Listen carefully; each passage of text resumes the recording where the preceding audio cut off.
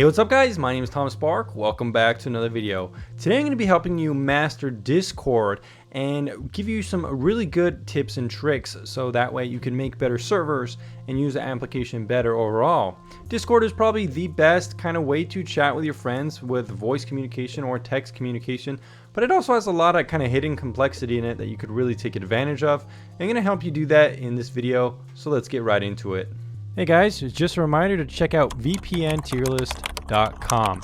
It's a collection of all my ratings on the channel, and you're going to find lots of helpful information here on how to choose a VPN. Anyways, back to the video. So guys, for the first kind of tip and trick, I'm going to be talking about roles. How do you properly manage roles? So guys, basically what you're going to do is click right here on this little arrow, go into server settings, and this is where you're going to click on roles. So guys, how does roles work? Well, basically everyone who joins the server is going to be categorized automatically as an everyone role. And the everyone role can kind of like do most things, chat and stuff like that, send messages, read message history, use emojis, and so forth. It's just kind of like the basic role that you're going to be wanting to give most people.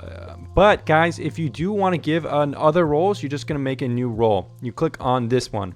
Now let's say you want to make a moderator role. You're going to call it moderator.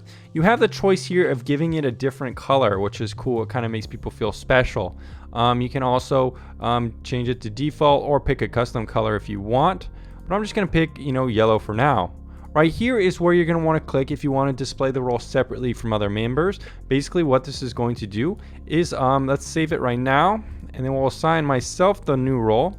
And it's going to make you kind of stand out from other members. So it will have everyone underneath moderator, and moderator will be kind of special.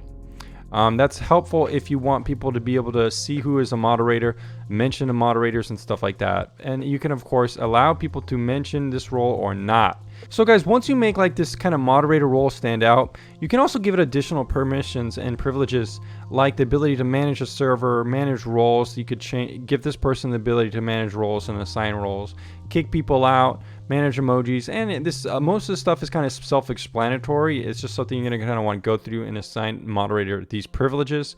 There's also a lot of other kind of roles and permissions that you could play around with. Maybe you want to give like a role to somebody once they've accepted the rules. Let me know down in the comments down below if you want to see this video. And I'm probably going to be making a video more in depth about expanding rule sets, additionally how to assign members roles themselves instead of you having to manually do it for each member. That's kind of useful, and it's something I want to make a video about in the future. Let me know down in the comments down below if you want to see that.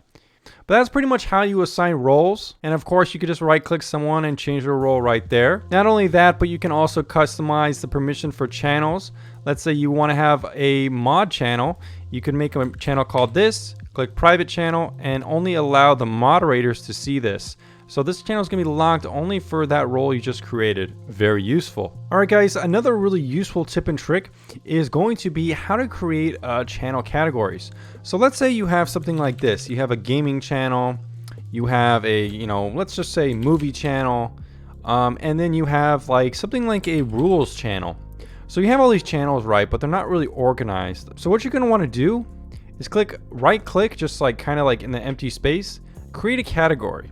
Now what you can do is create a category for like discussion, and then what will happen is that you can drag these things into it, and these will be the discussion channels.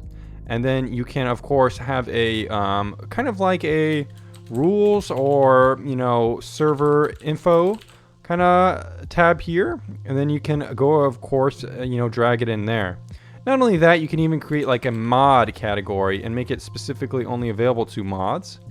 So you can make different channels there, like let's say bands, put a band channel in there. You could sync it of course, so the mod will only have access to this channel and they'll only be able to see this one as well. So that's pretty handy. Guys, another cool trick is that you can make your channel stand out more by adding emojis.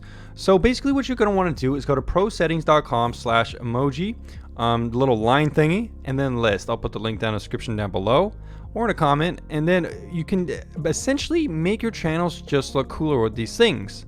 Let's say you want to have, let's see here. You can have this little discussion thing. You're just going to left click and select it and copy and paste it. And then what you're going to do is go here, click on that, and then in front of it, you can have a little discussion thing. Now what some people will do is they'll create like a little mark here like this. You can also do any other kind of symbol you want, like something like that. That looks pretty good though. And then you can just kind of click save.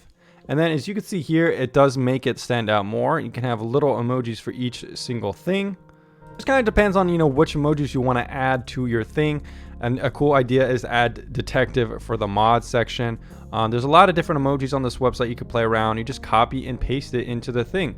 Pretty simple, right? Now this isn't so much related to server, but is more related to user. So basically here, if you want someone to be able to click your name and see all your different profiles, this is where it's going to look like, but if you haven't set it up, there's not going to be anything there. So basically what you can do is go into user settings, go down to connections, and this is where you can connect your different accounts.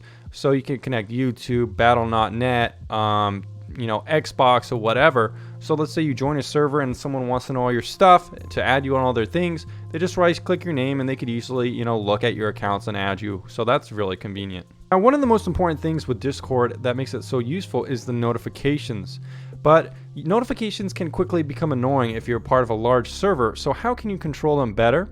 Well, you're going to want to go into this section here, go to notification settings. And basically what you can do is mute the entire server to a specific time. You can also mute everything except mentions. This is probably what I would recommend because you don't really want to be notified every single message. It'll be like bloop, bloop, bloop, bloop. But every time someone mentions you specifically, which a lot of people kind of do in Discord, if they want to specifically get your attention, this is what's going to give you a notification. You can also suppress these kind of things as well if you don't like these kind of notifications. And you can even, disable mobile push notifications. You can also customize it for individual channels as well. And additionally, you can add channels here to override default sections. So as you can see, it's a very powerful notification customization available for you. Another really cool thing about Discord that they added, kind of semi-recently, is ability to add folders. Now, you might not actually know about this one because it's not really like, something that's told to you. But let's say you're part of like 20 servers and you have like 5 gaming servers, 5 movie servers or something like that where you discuss movies. Let's say you want to group them according to the category. You can easily do that just by dragging and dropping. And then you can easily click on it and it will put it back to how it was. Now it's a little kind of tricky taking it out. You kind of have to go like this and then it will kind of disable the folder. So that's how you do that. A lot of times people make a server and stuff like that. They're like, how am I going to moderate it? There's going to be so many trolls and stuff like that. I'm going to have to install these bots. Well, Discord actually has a good amount of moderation built in, and I'm going to show you how to do it. Pretty much go up to here, go to server settings, click on moderation, and then here is where you're going to have fun. So basically you can set it to low, so they have a verified email on their discount account. You can set it to medium, so they must be registered longer than 5 minutes, so someone can't just keep spam creating accounts. You could set it to 10 minutes or even have a verified phone number on the Discord account. Now keep in mind, this is not going to stop trolls, 100%, but it can kind of dissuade them. And not only that, but having a verified phone number is a good way too. You can kind of bypass this with certain websites making fake numbers and stuff like that. But it is, an extra step that some people don't want to have to jump through. Lazy trolls definitely aren't going to do that. And you can additionally, add bots if you want to. But this is something that, a lot of people don't really look at, and it is pretty useful. Not only that, you can also do all types of scanning to require different permissions to post. So you can scan media content from people who don't have a role or scan media content from all members. Not only that, but you can require 2-factor authentication for moderation. So this requires members with moderation powers to have 2-factor authentication enabled on their account in order to take moderation actions. This can prevent malicious people who have compromised a mod account or something like that, or an admin account, from taking destructive actions. So it's kind of securing the moderator's accounts like that and protecting the server, which is useful. Now, if you want to customize Discord's appearance, basically what you're going to do is go down here, click user settings, and then go to appearance. Now you can customize between light and dark depending on how you want it. You can also customize how compact messages are. This is more like the classic IRC style. This is more like modern Discord with icons and stuff like that. I kind of prefer the cozy, but compact is a little bit more effective. You can also see what it looks like that. Not only that, you can also change the scaling of the chat font as well as the zoom. So this will kind of make everything bigger. And that's pretty much it for appearance, but it's pretty good customization options. Alright guys, those are all my tips and tricks for Discord. I hope you learned something. Let me know down in the comments down below if you know a cool trick or tip that I didn't talk about in this video. And let me know as well if you want to see other tips and tricks related to Discord in the future, because I'm pretty good at it if I don't mind myself saying so. And I'll see you again very soon.